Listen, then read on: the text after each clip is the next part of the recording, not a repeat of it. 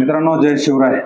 आपण आहे विठ्ठल नानांच्या गोठ्यावरती आणि विठ्ठल नाना परिचय द्यायची गरज नाही. संबंध महाराष्ट्राला ज्या नानाची ओळख आहे, ज्या नानाने अगदी जॉकी म्हणून आणि गाडा मालक म्हणून यांचं नाव प्रसिद्धीचं आहे. महाराष्ट्रात त्यांना एक वेगळी ओळख आहे. मग ते विविध कारणामुळं आहे. अशा नानांच्या गोठ्यावरती आहे. तेजा बसलेला आहे आणि अजूनही पाठीमागे आहे. जाणून घेऊ नानाचा प्रवास पूर्ण जाणून घेऊ. बाकीच्या काही गोष्टी काय काय आजपर्यंत नानाच्या आयुष्यात घडल्या, नाना कसे बैलगाडा क्षेत्रात आले, या सगळ्या गोष्टी जाणून घेऊ. नाना, प्रथमतः जय शिवराय. नमस्कार. नमस्कार. काय सांगाल नाना, वय किती तुमचं सध्या? वय असेल 45च्या पुढे. 45. 45. आणि बैलगाडा क्षेत्रात किती वर्षापासून? एक 27-28 वर्ष झाली क्षेत्रात. म्हणजे आता 27-28 वर्ष झाली. 28 जास्तीच असेल, 30च्या आसपास असेल. नाना, तुमचं गाव प्रॉपर हेच का? ना, माझं मूळ गाव प्रॉपर वाला जेजुरी पैसे वाले म्हणून गाव. मग इथं कधी शिफ्ट झाले? गाव आमचं पणजोबा इथं आले होते तेव्हापासून इकडे जाऊ. तेव्हापासून इथं शिफ्ट. हो. शिक्षण कुठपर्यंत झालं? शिक्षण 7वीच आहे माझं. पण काय लिहावाचा येत नाही, काय नाही. नंतर बैलगाडा क्षेत्रात येण्याचा निर्णय घेतला. हो. मग कोणाला बघून तुम्ही ह्या क्षेत्रात?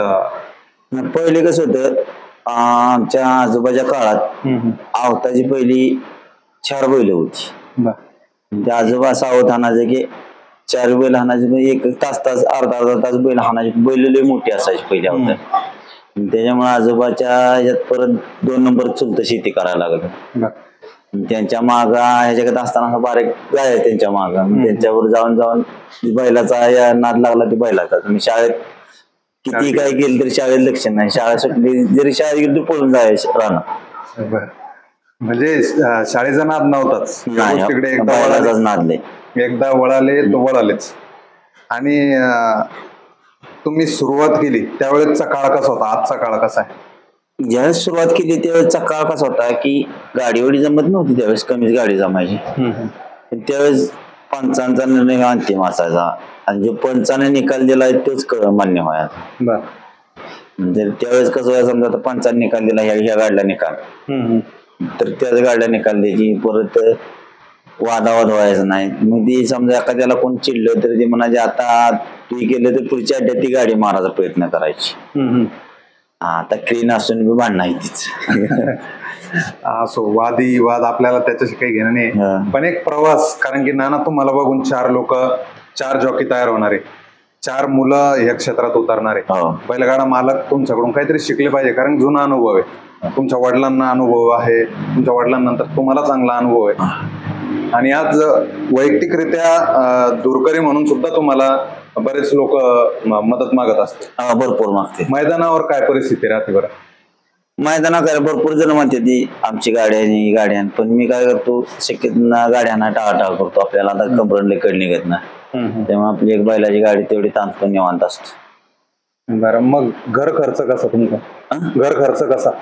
घर खर्च चालतो आपलं. त्याला काय असतं, आपल्या बैलाने केलं तरी शेती आपल्याला घरची शेती आहे. किती एकर आहे शेती? आमच्या तिघात मिळून 25 एकर जमीन आहे आम्हाला. म्हणजे बाहेरचा सोर्स नसला जरी तर शेतीतून तुम्हाला?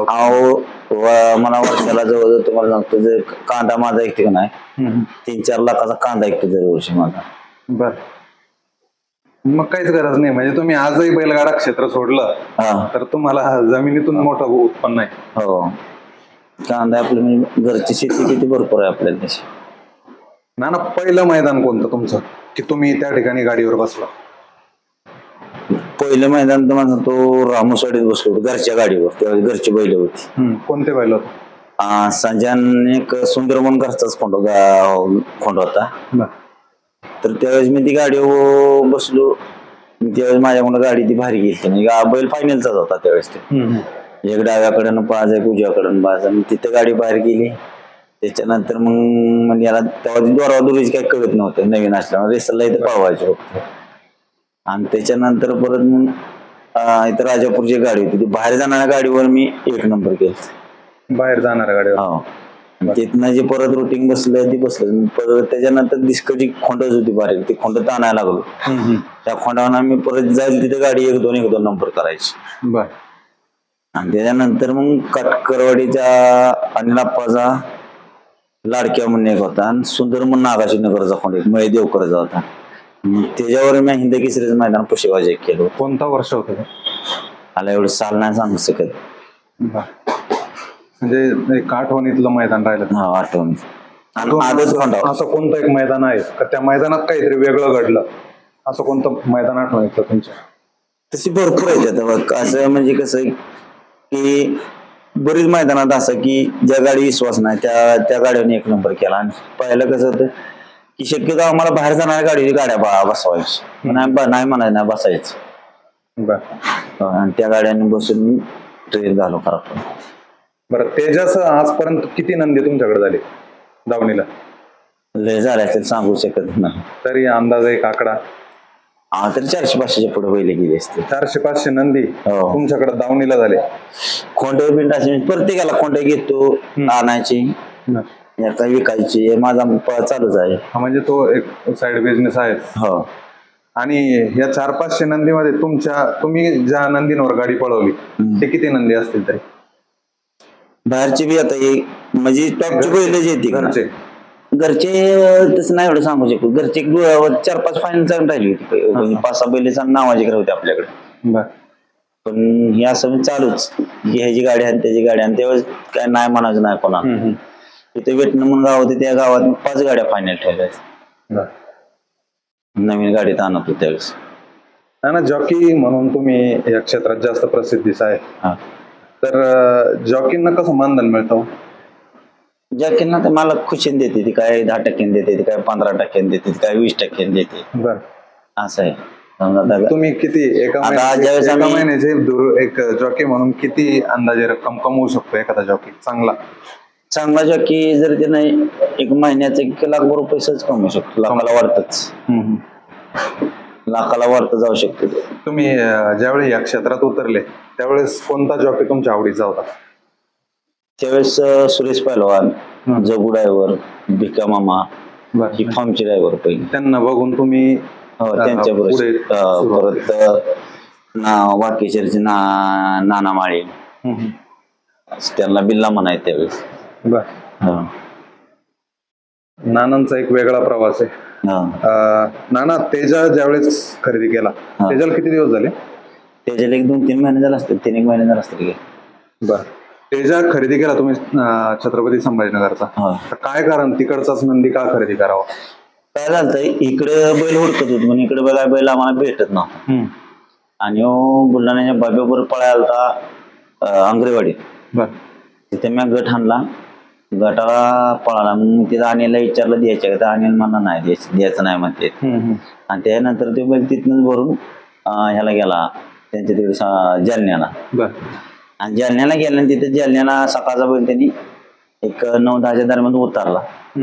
आणि परत तिथंच त्या गावा शेजारी त्यांच्या मैदान लागला, तिथं बैला सेकंदवर जाऊन 3 नंबर केला. बरं, तुम्ही त्याचा खेळ बघायला गेले तर? नाही, खेळ नाही, मला याला बघितला बघितला. त्याच्या मग म्हणलं बैल घ्यायचा येऊच. मग आमचं 1-2 महिने चालले, पण ती बी नाहीच म्हणायची. आणि परत म्हणजे दिला तर नानाला बैल दे, त्याच्या त्याने आपल्याला बैल तो दिला. कितीची खरेदी झाली?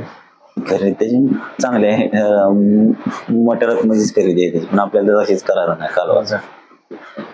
या तेजाच एकमेव आहे की त्याची खरेदी चांगली रकमेत झाली, की त्याच्या अगोदर एखादा नंदी होता का तो जास्त रकमेत खरेदी झाला? अजून भरपूर होती त्याची, पण काय जण द्यायची नाही, आम्हाला पसंत पडला त्यामुळे आम्ही. जास्त रकमेचा तेजाच आहे का त्याच्या अगोदर पण होते? त्याच्या अगोदरच आहे ती रक्कम आहे. तेजाचा पळ कसा वाटतो बाकीच्या इकडच्या नंदींच्या आणि त्याचा तुलनेत? नाही, पळ चांगला आहे, 4 एखादी पळतो, त्यामुळे काय त्याचं वाटतच नाही, 4 एखादी पळतो. नाना नेमकं फरक काय जाणवतो बरं मराठवाड्यातली नंदी आणि इकडच्या नंदींमध्ये? काय नाही बघ, कसं आहे, तुमच्या तिकडे बघतो तुमच्या पुढच्या बैलाला तळ जास्त येतो, आमच्या पुढच्या बैलाला तळ कमी येतो. कारण तुमच्याकडे कसं ती स्पीडनं गाडी सोडते ती, त्याच्यामुळे त्या बैलाला तळ बसतो, आमच्या पुढच्या बैलाला तळ बसत नाही. आमचा बैल पुढे जास्त लांब काढतो आमच्या भागात. अच्छा. आणि ठेप नंदीचे जे ठेप ठेवतात लोक, किंवा तिकडे त्या भागात दूध पाजता, दूध पाजते ते. तुमच्या भागात कसं आहे, तुमच्या भागात त्याला रतीब देत नाहीत, म्हणजे डाळी असे पेंडी काय देत नाहीत. बरोबर. आमच्याकडे डाळी पेंड असते, त्यामुळे आमच्याकडे दूध चालत नाही शक्य. दूध याला काय काय आहे? शहरात आहे की दूध चालू याला चालू आहे. बाकीचं काय काय पुरा? बाकी समृद्धी कॅटेल बडी काय ती रतीब आहे, तो रतीब खाऊन असतो. आधी रतीब चारायचा सकाळ संध्याकाळ आणि त्यानंतर दूध. मग याचा फेरा वगैरे कुठं तुम्ही सराव काठी इथं? फेरायला नाही नेत कुठून, 5-6 दिवसात त्याला गॅप न काढतो. गॅप ठेवून तुम्ही पळा? 5-6 दिवसात गॅप ठेवून काढतो.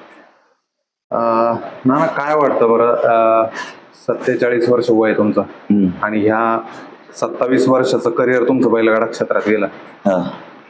सुरुवातीचे दिवस काही तुमचे कठीण प्रसंगाचे असतील, पण त्याच्यानंतर तुम्ही प्रसिद्धी जोतात आले आणि माध्यमांवर म्हणजे सोशल मीडियावरती ज्या पद्धतीने तुम्ही आज ट्रेंडिंगमध्ये, आज कुठलीच व्यक्ती अशी नाहीये की ती तुम्हाला नाव ठेवाल. नाही असं ना, सगळे आपल्याला कसं सगळे तुम्हाला मानणार आहे, भरपूर मानतात आपल्याला. त्यात बैलगाडा मालक असो किंवा प्रेक्षक असो, तर हे सगळे तुमच्यावर जीवापाड प्रेम करतात. जीवापाड काय कारण आहे? नंदीमुळेच आपल्यावर प्रेम आहे, बाकी काय नाही. पण ते तुमचा पण एक स्वभाव कुठेतरी कसं आहे बघा, सगळ्याला आज कोण फोटो काढा येतं व कोण काय बोलतं, त्याला आपण व्यवस्थित बोललं तर ती ठीक आहे. ते काय काय जण कशाला फोटो काढते नाही असं, तर आम्ही कोणालाच नाही म्हणत नाही, काढा फोटो काढायचे तर काढा. तुमच्यावर इतके प्रसंग येऊन गेले तरी तुम्ही कुठेतरी सामंजस्याची भूमिका घेतली आणि शांत राहिले. शांत राहूनच कसं आहे, शांत राहून संयम ठेवूनच संयमच ठेवला तुम्ही आतापर्यंत, आणि त्या संयमामुळे आज तुम्ही या क्षेत्रात म्हणजे जाऊन गेलो, पोचलो. मैदानावर गेल्यावर काय परिस्थिती असते? मैदानात काय ना, कुठं बैल बांधला तिकडे निवांत जाऊन गाडी पळाली निवांत जाऊन मग तिकडे बघतो आम्ही नेहमी तुम्हाला मैदानात. तर मैदानात तुम्ही एक कोपरा किंवा गाडीच्या खाली कुठं नाही तर असं कुठं मध्ये झाड असलं तर जाऊन बसलं. त्याचं कारण की बैलगाडा शौकीन किंवा प्रेक्षक जे येतात ते नाही, कसं उगं कसं होतं म्हणजे नुसतं आता त्या लाईव्हला दिसावं पुढं पुढं करायचं आणि परत ते आपल्याला तसं नाही जुळत, काय असेल ते मानापानानच असेल. बर. शेवटचा प्रश्न नाना, संघटनेने जो निर्णय घेतलेला आहे काही दिवसांपूर्वी थांबायचा, संघटनेने महाराष्ट्र बैलगाडा संघटना जी आहे त्यांनी थांबायचा निर्णय घेतला, तर त्याच्याबद्दल काय वाटतं तुम्हाला?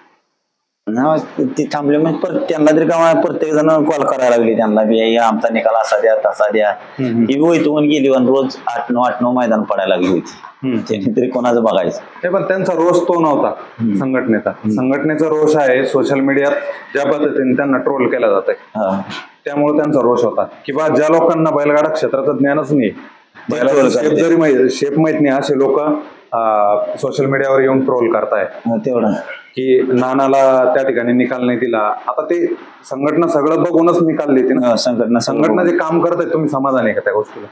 संघटना काम करते. आता बी त्यांनी नेम काढलाय ते चांगला काढलाय. आता उलट आता इथनं पुढे मैदान चांगलं. मी सकाळी एक बाईट बघितली म्हणजे 30 सेकंदाची किंवा 20 सेकंदाचीच होती. त्यात बघा पहिलवान म्हणजे कुठेतरी त्यांची बैठक झाली, त्यात नियम काढलाय त्यांनी. ती खाली जी फटी आखली आहे पट्टी, त्या पट्टीला फक्त 15 मिनिटं 20 मिनिटं गाडी सोडाय खाते ती खाली. त्याला एक 2 चान्स देणार आहेत. बरं, 2 चान्स देणार. त्यांची बैल उभी राहणार ती. तिसऱ्या बाऱ्याने त्यांना चान्स नाही. जर आली टाइम आली तर तिथे ठीक, नाही पडली तर मागं राहिली तर मागं, पुढे गेली तर पुढे. त्यांचंही बरोबर आहे. कसं आहे आता तुम्ही सांगा, आज 1000 गाडी जमली, आता बक्षीस समजा 1 लाख आहे, असं थोडं थोडं कमी असतं.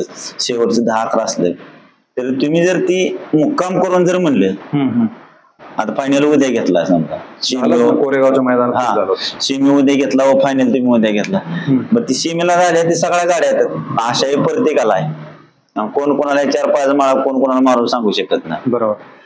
तो जर आला समजा फसून त्याचा शेवट नंबर झाला तर त्याचं कालचंही भाडं निघत नाही, मुला पोरांचा खर्च निघत नाही. बरोबर. म्हणजे ज्याची त्या दिवशी झालेलं चांगलं आहे ना. बरोबर. मी तोटा कोणाचा होतो यात बैलवाल्याचा तोटा होतो, पण तो बोलू शकत नाही माझा तोटा होतो. कोणाला बोलणार आहे? हा, कोणाला बोलणार. बरं कसं आहे, 4 पोरं राहतील तर क्षेत्र आहे, नाहीतर मग नाही क्षेत्र आहे. ज्या वेळेस पासून संघटना काम करते या क्षेत्रात, तर फरक जाणवला तुम्हाला अगोदरच्या मैदानावर आणि आताच्या मैदानावर? जाणवलं. संघटनेमुळे कुठेतरी या गोष्टीला, बऱ्याच गोष्टीला लगाम आहे आणि चांगल्या गोष्टी घडताय. हो. अजून काय वाटतं बरं, एक जॅकी म्हणून तुम्ही काय अपेक्षा ठेवाल की काय केलं गेलं पाहिजे मैदानात गेल्याच्या नंतर? काय केलं म्हणजे गाडीवरती हेल्मेट सक्ती केली पाहिजे का? हेल्मेट आता मुंबई चालू झाली म्हणलं इकडे चालू होणार आता, कारण मुंबईला जर आता परवा गेलो तुम्ही तर ते हेल्मेट जर नसलं तर तुम्हाला शर्यत किती अंतरान झाली तरी देत नाहीत. बर, हेल्मेट कंपल्सरी पाहिजेच. मग इकडं आपल्याकडं हेल्मेट सक्ती झाली पाहिजे. हो झाली पाहिजे, कारण ते सेफ्टी ना. हो आता तिकडे 2च गाड्या, तिकडे 10 गाड्या पळतेल्या पावसाळ्यापासून. बरोबर. ना काय सांगाल बैलगाडा मालकांना आणि नवीन लोक जे जॉकी म्हणून या क्षेत्रात उतरत आहे, जे मुलं शाळा कॉलेज सोडून बरेच कसं आहे, शाळा कॉलेज सोडून येते तिकडे यांचं त्यांचं करिअर बघूनच पुढे हात पाऊल उचलला पाहिजे. क्षेत्र चांगले बी आहे आणि वाईट बी. बरोबर. क्षेत्र असं आहे. तर काय नेमकं त्यांच्यासाठी काय मेसेज द्या, जे नवीन ड्रायव्हर तयार होत आहे त्या लोकांसाठी, की काय नेमकं गाडी हाकायच्या बाबतीत आणि मैदानावरती कसं आहे? फक्त या क्षेत्रात तुम्हाला सांगतो, जेवढी शांतता ठेवचाल म्हणजे कुठली नंतर ही गाडी हाणून आल्यावर की ती गाडी नुसतं वसा हाणून गाड्या अर्थ नाही, व्यवस्थित डोकं लेटन आपल्याला बी नाही ताप झाला पाहिजे, जनावराला बी नाही ताप झाला पाहिजे, असं नियोजन जर करून गाडी हाणलं तर वरच्या याला जाऊ शकत. मग तुम्ही आता मला त्यावेळेस वाटत होतं की मी लगे वर जावं, चर्चेत राहावं, पण त्या ऑटोमॅटिक तुम्ही जर सगळं व्यवस्थित केलं डोक्यानं तर सहज जाऊ शकता. तुम्ही काय लगेच 1 नंबरात गाडी जाऊ शकत नाही. आता भरपूर जण मला म्हणतात की आम्हाला तुमच्यापाशी गाडी शिकायचं आहे, करायच्या. माझ्यापाशी आलं तर मी काय करू शकत नाही, कारण का फाटे आता इकडे आमच्याकडे आता कसे रानातली शेतातली कामं झाले, फाट्या कंटिन्यू बंद होते आणि उन्हाळ्यात रोज मैदान असल्यामुळे काय जी करू शकत नाही आपण. बरोबर. मैदानावर बैल जाते त्यामुळे काय रोज म्हणलं तरी बैल पळावत येते काय काम असं, त्यामुळे ती मिळच लागत नाही रेसरचा. किती जॉकी असतील बरं या परिसरात तरी अंदाजे? जॉकी भरपूर आहेत, 25-30. हा जे हे टापूत एवढ्या आमच्या ह्याच्यात 20 जॉकी असतात, राजापूर एवढ्या टापूत दिसत. सध्या तुमच्या आवडीचा एखादा नंदी सांगा ना, तेजा सोडून तुमच्या आवडीचा एखादा नंदी सांगा ना. बकासूर, सर्जा आवडीचे. वजीर होता ते, वजीर सगळ्यात आवडीचे ते बैल. वजीर हा आता वारला तो 6 वर्ष त्या बैलानं जालना भाग औरंगाबाद अडवून धरला एकट्या बैलांनी. काय 6 वर्ष व्यवहार त्या बैलांना जालना भागात लावून दिलं नव्हतं. बर. त्या बैलाचा अशी दहशत होती की समजा त्यावेळेस फडके शेटकडे होतो ना, तर त्या म्हणजे एखादा बैल विकायचा समजा 10 लाख किंमत ठरली, फडके शेट डायरेक्ट त्याला म्हणा 10 नाही 15 तुला देणार, फक्त त्या बैलाबरोबर बैल टिकला पाहिजे. असं करून देणं लय बैल त्यानं हे केली, पण नाही बैल 6 वर्ष कोणाला हटला. ना तुम्ही ह्या टॉपच्या सगळ्या बऱ्याच लोकांसोबत काम केलेलं आहे. कोणते लोक? पंढरी शेठ फडके, निंबाळकर सर, गौरव शेठ, बरीच टोटल मुंबईची सगळे आहेत का ना, सगळ्यांच्या गाड्या आणल्या. काय वाटतं आज हे दोन्ही मारुती आपल्या नाहीये, निंबाळकर सर असतील, पंढरी शेठ फडके असतील, तर काय यांच्याविषयी काय सांगाल? त्यांच्याविषयी काय सांगाल एवढं कमीच आहे. तुमचा अनुभव, कारण की तुम्ही खूप दिवस घालवले. मी पंढरी शेठ पाशी जवळजवळ 12-13 वर्ष पळवली गाडी त्यांच्यापाशी. स्वभाव पहिले मला माणसं म्हणायचं स्वभाव असा आहे शेठचा, तसा आहे शेठचा स्वभाव, लय शेठ कडक आहे, पण कधी कडक नाही. डोकं लेटीनं माणसाने ते शेरते करा. गाडीनं मार खाल्ला की फक्त संध्याकाळी बोलवणार, विचारणार आता आपल्याला हे बैल चालतोय का ते बैल. आपण नुसतं म्हणलं हे बैल चालतोय की ते बैल सकाळ आपण झोपत नव्हतो तर बैल तिथं पोच असं. शेठचा तुमचा संबंध कसा आला पंढरी शेठचा? हे तर त्यांच्या आवडीचा अनिल बुधाले त्यांनी संबंध आणून दिला. मी त्यांची माळशिरसच्या अड्ड्यात गाडी ताणली होती, त्यावेळी 2 अड्डे भरायचे माळशिरसला बैलपोळ्याला, अलीकडे पण पलीकडे भरायचे एकाच दिवशी. त्या अड्ड्यात गाडीनं मार खाल्ला आणि पुढच्या अड्ड्यात आली, त्यांना ड्रायव्हर नव्हता. आपले मामाला म्हणजे बसतोय का म्हणलं बसतो. मग त्यांची गाडी आणल्यानंतर मी फायनल राहिले गाडीत. त्याच्यानंतर मग प्रसंग आला आपला त्यांचा. त्याच्यानंतर सर 12-13 वर्षातून हो ते त्यांच्या सोबत हो. आणि त्याच्यानंतर निंबाळकर सरांकडे गेले. हा त्याच्यानंतर परत सचिन भरतकडे बरेच दिवस काढले, गौरव शेट्टी बरेच जण असे केलं. परत निंबाळकर सर आले, मग बकासूर ताणत असताना मग ते आले माझ्या ह्याच्यात. निंबाळकर सरांकडे किती दिवस? 1 वर्ष नाही का, त्यांच्याकडे जास्त दिवस नव्हते. आणि बकासूरकडे पण होते. हा बकासूर 1 वर्षात आणला इथं. किती वर्ष? 1 वर्षात आणला. 1 वर्ष केलं. बरं. म्हणजे चांगला प्रवास, एक मोठा प्रवास. त्यावेळेस असं की बकासूरला चॅलेंज देऊन 1 नंबर जिथं तिथं करायचंच, बर. एवढी त्या बैला गॅरंटी होती. म्हणजे नंदी पण चांगला होता आणि हो. तुम्हाला ते चांगलं गावलं त्या ठिकाणी. नाही ते आपल्याला त्या बैला नंदीची सगळ्या आशीर्वाद आहेत, चांगला आहेत, त्याच्यामुळे आपलं चांगलं झाले. आज आज वाटत नाही का कुठं तुम्ही बकासूरच्या गाडीवर बसावं किंवा सरजाच्या गाडीवर बसावं? आता बी जरी मी मामाला फोन केला तर मग मामाची बी झाले, मामा मला म्हणू शकत नाही ते नाना गाडीवर येत आहे का. मी म्हणलं तरी ते आपल्याला बुवा नाही म्हणू शकत नाही ती. पण असं झालं कसं आमच्या डोक्यात कसं समजा दुसरं हाणतंय ना त्याच्या पोटावर पाय द्यायचा ना. तुझा तू पोट भरू तू तुझा तू सुखी राहा. बरोबर. माग लागून कोणाची गाडी हाणायची नाही, हे आपलं पहिल्यापासून आहे. वर्षभर तुम्ही गाडीवर होता बकासूरच्या. बकासूर मध्ये काय विशेष गुण वाटतं तुम्हाला? सगळं देवगुणीच बैल आहेत, सर्व गुण संपन्न आहे, पण काय वेगळं पण काय वाटतं? बैल असताना देवगुणी समजा तुमची त्याची भांडणं झाली तर त्या बैलाची कायम तुम्ही इथनं पुढे बघा, त्याच्या मागचं तुम्ही इतिहास बघा त्या बैलाचा. आज त्याची समजा एखाद्या गाडीवाल्या ते भांडणं केली, गाडी मारली तर पुढच्या बारीनं त्या बैलाच्या शेजारी त्या बैला शेजारी न चिठ्ठी वाचली तरी ती गाडी शेजारीची येणार त्या बैलाची. बर. आणि तिथे ते बैल गाडी मारणार. म्हणजे मालकाला नाही पण त्या बकासूरला समजायचं. हा म्हणजे देव आज्ञा असल्या होते त्या बैलाला पुढच्या अड्ड्यात दिवशी शेजारी त्या गाडी येणार शिमला. बर. त्या बैला पहिल्यापासून मी लय दिवस त्या बैला 1 वर्ष बैल ताणला पण बैलाचा पूर्ण अनुभव घ्या. त्याच्यामुळे आज फुकट त्याला देव नाही म्हणत बैलगाडा क्षेत्रात. बैलगाडी क्षेत्रात देव आहेत राहायचो आता. धन्यवाद नाना. मित्रांनो, आपल्यासोबत होते विठ्ठल नाना बुतकर. महाराष्ट्राला ओळख आहे, त्याच्यामुळे ओळख सांगायचं आणि त्यांचं नाव सांगायची गरज नाही, पण एक कमी वेळेत त्यांचा आपण प्रवास मांडायचा प्रयत्न केला. बाकी त्यांच्या आयुष्यात अजून बऱ्याचशा गोष्टी घडलेल्या आहेत, त्या मला परत रिपीट करायच्या नाही. त्याच्यामुळं जो काही प्रवास होता हा प्रत्येक बैलगाडा मालकाला आणि ड्रायव्हरला हा इन्स्पायर करणारा त्यांचा प्रवास आहे. त्याच्यामुळं नक्की व्हिडिओ बघा आणि व्हिडिओ आवडल्यास लाईक करा, शेअर करा. चॅनलला नवीन असाल तर सबस्क्राईब करायला विसरू नका. धन्यवाद. जय शिवराय.